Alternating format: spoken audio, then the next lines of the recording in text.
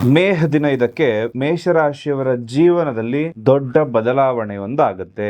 ಅವರು ಸ್ವಲ್ಪ ಎಚ್ಚರಿಕೆಯಿಂದ ಇರಬೇಕಾದಂತಹ ಸಮಯ, ಹುಷಾರಾಗಿರಬೇಕಾದಂತಹ ಸಂದರ್ಭ ಕೂಡ ಈ ಮೇ 15 ಆಗಿರುತ್ತೆ. ಯಾಕೆ ಅಂತ ಹೇಳಿ ಪರಿಪೂರ್ಣವಾದ ಮಾಹಿತಿಯನ್ನ ತಿಳಿಸ್ಕೊಡ್ತಾ ಇದ್ದೇನೆ. ಈ ಒಂದು ಚಾನಲ್ಗೆ ಮೊದಲನೇ ಸಾರಿ ಬಂದಿರತಕ್ಕಂತಹ ವ್ಯಕ್ತಿಗಳು ಯಾರೇ ಇತ್ತು ಅಂದ್ರೂ ಒಂದು ಸಬ್ಸ್ಕ್ರೈಬ್ ಮಾಡ್ಕೊಳ್ಳೋದನ್ನ ಮರಿಬೇಡಿ. ಹಾಗೆ ಪಕ್ಕದಲ್ಲಿರುವ ಬೆಲ್ ಐಕಾನ್ ಕೂಡ ಕ್ಲಿಕ್ ಮಾಡ್ಕೊಳ್ಳಿ ಅಂತ ಹೇಳ್ತಾ, ಈ ಮಾಸದಲ್ಲಿ ಇರ್ತಕ್ಕಂತಹ ಗ್ರಹಚಾರಗಳು, ಗ್ರಹಗಳ ಬದಲಾವಣೆಗಳೇನೇನಿರುತ್ತೆ, ಜೊತೆಗೆ ವಿಶೇಷವಾದಂತಹ ಕೆಲವೊಂದು ಪರಿಹಾರಗಳನ್ನ ಇಂದಿನ ಈ ಸಂಚಿಕೆಯಲ್ಲಿ ತಿಳಿಸ್ಕೊಡ್ತಾ ಇದ್ದೇನೆ. ಎಲ್ಲವನ್ನ ಕೂಡ ನೋಡಿ ಪೂರ್ಣವಾದ ಮಾಹಿತಿಯನ್ನ ತಿಳಿಸ್ಕೊಳ್ಳಿ.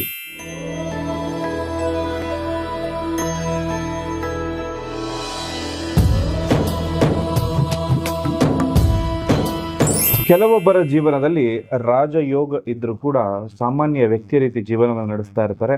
ಇನ್ನು ಕೆಲವರ ಜೀವನದಲ್ಲಿ ಯಾವುದೇ ಯೋಗ ಇಲ್ಲದಿದ್ರೂ ಕೂಡ ದಿನದಿಂದ ದಿನಕ್ಕೆ ಅಭಿವೃದ್ಧಿಯನ್ನ ತರೋದಕ್ಕೆ ಮೂಲ ಕಾರಣ, ನನಗೆ ಯಾವ ಕೆಲಸ ಮಾಡಿದ್ರೆ ಅದೃಷ್ಟ ಬರುತ್ತೆ, ಯಾವುದು ನನ್ನ ಶುಭ ಸಂಖ್ಯೆ, ಯಾವುದು ನನ್ನ ಶುಭ ನಕ್ಷತ್ರ, ಎಲ್ಲವನ್ನ ನೋಡ್ಕೊಂಡು ಅವ್ರು ಕೆಲಸವನ್ನ ಮಾಡ್ತಾ ಇರ್ತಾರೆ. ಆಗ ಮಾತ್ರ ಅವರು ಸಕ್ಸಸ್ ಆಗೋದಕ್ಕೆ ಸಾಧ್ಯ. ನೀವು ಕೂಡ ನಿಮಗೆ ಯಾವುದು ಅದೃಷ್ಟ ಕೊಡುತ್ತೆ ಅಂತ ತಿಳ್ಕೊಂಡು ಅದನ್ನ ನೇರವಾಗಿ ಫಾಲೋ ಮಾಡ್ಕೊಂಡು ಬನ್ನಿ. ನಿಮ್ಮ ಜೀವನದಲ್ಲಿ ಇರತಕ್ಕಂತಹ ಉದ್ಯೋಗ, ವ್ಯಾಪಾರ, ಗಂಡ ಹೆಂಡತಿ ಜೀವನ, ಪ್ರೀತಿ ಪ್ರೇಮ ಸಮಸ್ಯೆಗಳೇನಾದ್ರೂ ಆಗ್ತಾ ಇತ್ತು ಅಂದ್ರೆ ನೇರವಾಗಿ ಬಂದು ಭೇಟಿ ಮಾಡಿ ಹಾಗೂ ಶಾಸ್ತ್ರೋಕ್ತ ಪರಿಹಾರವನ್ನ ಇಲ್ಲಿ ನಿಮಗೆ ಮಾಡಿಕೊಳ್ಳಲಾಗುತ್ತೆ. ಮೇ ತಿಂಗಳಲ್ಲಿ ಗ್ರಹಗಳ ಬದಲಾವಣೆಗಳು ಯಾವ ಮನೆಯಿಂದ ಯಾವ ಮನೆಗೆ ಹೋಗುತ್ತೆ ಅಂದ್ರೆ, ಮೇ 1ಕ್ಕೆ ಬುಧ ಗ್ರಹ ಮೇಷರಾಶಿ ಪ್ರವೇಶ ಮಾಡುವಂತದ್ದು, 11ನೇ ಮೇ ಕುಜಗ್ರಹ ಮೇಷರಾಶಿ ಪ್ರವೇಶ ಮಾಡುವಂತದ್ದು, 15ನೇ ಮೇಗೆ ಶುಕ್ರ ಗ್ರಹ ಮಿಥುನ ರಾಶಿ ಪ್ರವೇಶ ಮಾಡುವಂತದ್ದು, 15ನೇ ಮೇಗೆ ಬುಧ ಗ್ರಹ ವೃಷಭ ರಾಶಿ ಪ್ರವೇಶ ಮಾಡತಕ್ಕಂಥದ್ದು, 15ನೇ ಮೇಗೆ ಸೂರ್ಯ ವೃಷಭ ರಾಶಿಯ ಪ್ರವೇಶವನ್ನ ಮಾಡುತ್ತೆ. ಹಾಗೆ ಈ 15ನೇ ಮೇ ಅನ್ನೋದು ಬಹಳ ವಿಶೇಷವಾಗಿರುವಂತಹ ದಿನ. ಮಿಥುನ, ವೃಷಭ ಈ ಎರಡು ರಾಶಿಗಳಿಗೂ ಕೂಡ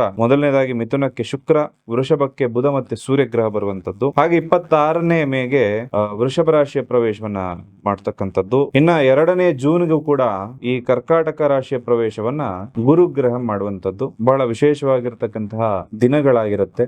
ಗುರು ಗೋಚಾರ ಫಲ ಹೇಗಿದೆ ಅಂತ ಹೇಳಿ ಈಗಾಗಲೇ ಪ್ರತಿಯೊಂದು ರಾಶಿ ಅನುಗುಣವಾಗಿ ಕೂಡ ವಿಡಿಯೋಗಳನ್ನ ನಮ್ಮ ಚಾನಲ್ ಅಲ್ಲಿ ಅಪ್ಲೋಡ್ ಆಗಿರುತ್ತೆ.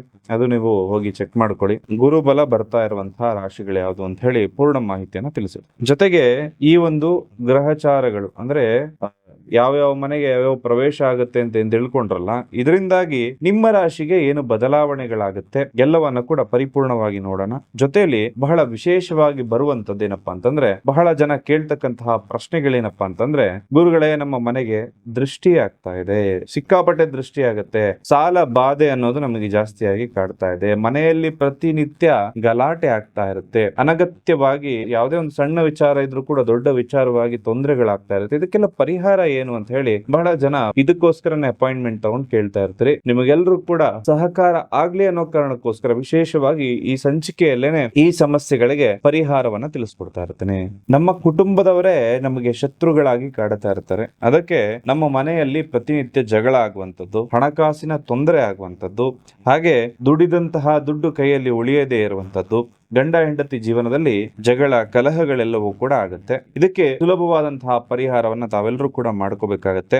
ಅದೇನಪ್ಪಾ ಅಂತಂದ್ರೆ, ನಿಮ್ಮ ಮನೆಯ ಹೊರಗಡೆ ವಿಶೇಷವಾಗಿ ಈ ರೀತಿಯ ಕಲ್ಲುಗಳನ್ನ ನೇತಾಕ್ಬೇಕಾಗತ್ತೆ, ಅಥವಾ ಈ ರೀತಿ ಬ್ಲಾಕ್ ಅಂಡ್ ವೈಟ್ ಕಾಂಬಿನೇಷನ್ ಅಲ್ಲಾದ್ರೂ ಹಾಕ್ಬೋದು. ಓಕೆ, ಇದನ್ನ ಮನೆಯ ಹೊರಗಡೆ ನೀವು ನೇತ್ ಹಾಕಿದಾಗ ನಿಮ್ಮ ಮನೆಯ ಮೇಲೆ ಯಾರಾದ್ರೂ ಕೆಟ್ಟ ದೃಷ್ಟಿ ಇಟ್ಟಿದ್ದಾರೆ ಅಂದಾಗ ಆ ದೃಷ್ಟಿ ದೋಷಗಳು ಮನೆಯ ಒಳಗಡೆ ಪ್ರವೇಶವನ್ನ ಮಾಡೋದಕ್ಕೆ ಈ ಕಲ್ಲುಗಳು ಬಿಡೋದಿಲ್ಲ.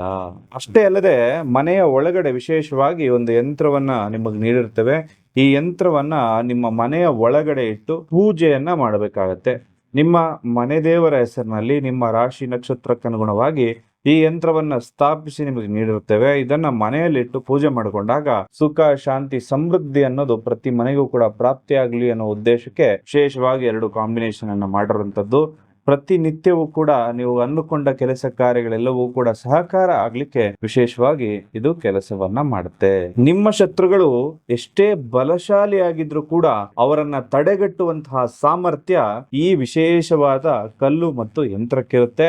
100% ವರ್ಕ್ ಆಗುತ್ತೆ. ಬಹಳ ಜನಕ್ಕೆ ನಾನು ಯಾರು ಕೊಟ್ಟಿರ್ತೇನೆ ಅವರೆಲ್ಲರಿಗೂ ಕೂಡ ಒಳ್ಳೆ ರಿಸಲ್ಟ್ ಅನ್ನ ಸಿಕ್ಕಿರೋ ಕಾರಣಕ್ಕೆ ತಮ್ಮೆಲ್ಲರಿಗೂ ಕೂಡ ತಿಳಿಸ್ಕೊಡ್ತಾ ಇದ್ದೇನೆ. ವಿಶೇಷವಾಗಿ ಈ ಒಂದು ಪರಿಹಾರವನ್ನ ತಾವೆಲ್ಲರೂ ಕೂಡ ಮಾಡ್ಕೊಳ್ಳಿ ಅಂತ ಹೇಳ್ತಾ, ಮೇಷರಾಶಿಯ ಪ್ರವೇಶವನ್ನ ಬುಧ ಗ್ರಹ ಮೇ 1ನೇ ತಾರೀಕಿಗೆ ಮಾಡೋದ್ರಿಂದ ಈಗಾಗಲೇ ನಿಮ್ಮ ರಾಶಿಯಲ್ಲಿ ಇರ್ತಕ್ಕಂತಹ ಸೂರ್ಯನು ಕೂಡ ಇಬ್ರು ಸೇರಿ ಬುಧಾದಿತ್ಯ ಯೋಗವನ್ನ ಪ್ರತಿಯೊಂದು ಮೇಷರಾಶಿಯವರಿಗೂ ಕೊಡುತ್ತೆ. ಇದೆಲ್ಲರಿಗೂ ಇರುತ್ತೆ ಅಂದ್ರೆ 15ನೇ ತಾರೀಕುವರೆಗೂ ಇರುತ್ತೆ. ಮೇ 12ಕ್ಕೆ ಲಗ್ನಾಧಿಪತಿ ಕುಜ ಲಗ್ನಕ್ಕೆ ಬರೋದ್ರಿಂದ ವಿಪರೀತ ಧೈರ್ಯ ಮತ್ತು ಶಕ್ತಿ ಅನ್ನೋದು ಕೂಡ ನಿಮಗಿರುತ್ತೆ. ಹಾಗೆ ಶುಕ್ರ ಮತ್ತೆ ಗುರು ಗ್ರಹಗಳು 15ನೇ ತಾರೀಕು ನಂತರ ಶುಕ್ರ 3ನೇ ಮನೆಯನ್ನ ಪ್ರವೇಶಿಸಿ ಗುರುವಿನೊಂದಿಗೆ ಅತಿಯಾಗಿರ್ತಕ್ಕಂತಹ ಆರ್ಥಿಕ ಲಾಭವನ್ನ ಕೂಡ ಇಲ್ಲಿ ಕೊಡ್ತಕ್ಕಂಥದ್ದು. ಇನ್ನ ಉದ್ಯೋಗ ಮತ್ತೆ ವೃತ್ತಿ ಮೇಷರಾಶಿಯವರಿಗೆ 15ನೇ ತಾರೀಕು ನಂತರ ಹೇಗಿರುತ್ತಪ್ಪ ಅಂತಂದ್ರೆ, ಕೆಲಸದ ಸ್ಥಳದಲ್ಲಿ ಮೇಲಧಿಕಾರಿಗಳೊಂದಿಗೆ ಸಣ್ಣ ಪುಟ್ಟ ಘರ್ಷಣೆಗಳು ಆಗುವಂತಹ ಸಾಧ್ಯತೆ, ಈಗೋಯಿಸ್ಟಿಕ್ ಪ್ರಾಬ್ಲಮ್ಸ್ ಆಗುವಂತದ್ದು, ನಾನು ಮೇಲು ಅಂತ ಹೇಳಿ ಅತ್ಯಂತ ತೊಂದರೆಯನ್ನ ನೀವು ಇಲ್ಲಿ ನೋಡಬಹುದು.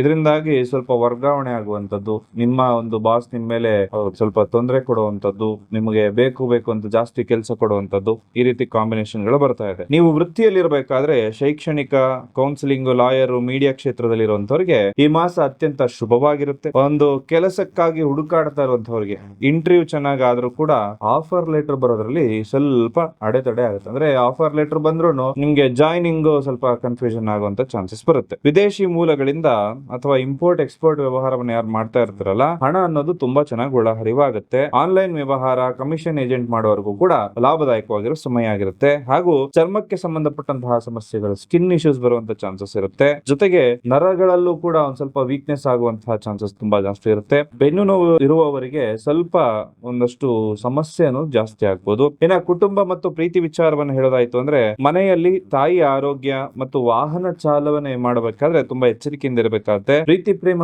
ವಿಚಾರದಲ್ಲಿ ಸ್ವಲ್ಪ ಮಟ್ಟಿಗೆ ಒಂದು ಮನಸ್ತಾಪ ಆಗುವಂತಹ ಸಂಭವ. ತಾಳ್ಮೆಯಿಂದ ಇತ್ತು ಅಂದ್ರೆ ತುಂಬಾ ಒಳ್ಳೆಯದು. ಮಕ್ಕಳ ಓದಿನಲ್ಲಿ ಸ್ವಲ್ಪ ಏಕಾಗ್ರತೆಯನ್ನ ಕಳೆದುಕೊಳ್ಳುವಂತಹ ಸಾಧ್ಯತೆ ಇರುತ್ತೆ. ಹಾಗೆ ಕೋಪವನ್ನ ನಿಯಂತ್ರಿಸಿಕೊಳ್ಬೇಕಾಗುತ್ತೆ ಪ್ರತಿಯೊಂದು ಮೇಷರಾಶಿ, ಮೇಷ ಲಗ್ನದವರು. ಕುಜ ಮತ್ತು ರವಿ ಪ್ರಭಾವದಿಂದಾಗಿ ಕೋಪ ಮತ್ತು ಆತರ ಹೆಚ್ಚಾಗುತ್ತೆ. ಶನಿ 12ನೇ ಮನೆಯಲ್ಲಿ ಇರೋದ್ರಿಂದ ನಿಮ್ಮ ತಪ್ಪುಗಳಿಗೆ ತಕ್ಷಣವಾಗಿ ಶಿಕ್ಷೆ ಸಿಗುವಂತ ಸಾಧ್ಯತೆ ಇರುತ್ತೆ. ಶಿಸ್ತನ್ನ ಜೀವನದಲ್ಲಿ ಅಳವಡಿಸ್ಕೊಳ್ಳಿ. ಸಾಡೆ ಸಾತಿ ಕೂಡ ನಡೀತಾ ಇರೋದ್ರಿಂದ ತಾಳ್ಮೆ, ಜವಾಬ್ದಾರಿಯನ್ನ ಕೂಡ ಹೆಚ್ಚಾಗಿ ನೋಡ್ಕೊಳ್ಬೇಕು.